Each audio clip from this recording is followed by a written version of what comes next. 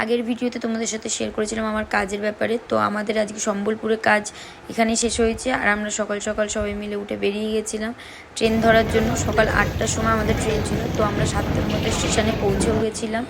আর ট্রেনটা আসতে একটু লেট করছিল, তো আমরা স্টেশনে ওয়েট করছিলাম।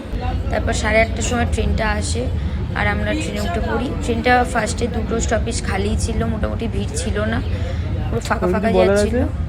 ছোট করে কেমন লাগলো? এখানে ভুলভাল হচ্ছিল। তারপর আমরা সবাই বোর হচ্ছিলাম যে কিভাবে টাইমটা কাটবে এতক্ষণের জার্নি।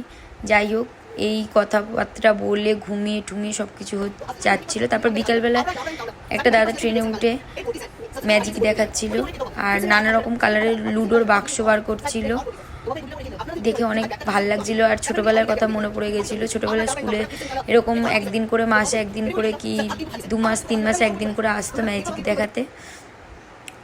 আর এখানে আবার একটা কাগজ নিয়েছিল, নিয়ে কাগজগুলো সব মুখে পুড়ে নিয়েছিল আর বলছিল কি সাপের মতো কি হবে। তারপর দেখি হ্যাঁ সত্যি দাদাটা সাপের মতো মুখ দিয়ে একটা কাগজগুলো বের করছে একসাথে জয়েন্ট করে। জানি না এগুলো কী করে করতে পারে, যারা ম্যাজিক জানে তারা সত্যিই হয়তো খুব ট্যালেন্টেড, তার জন্য এরকম করতে পারে।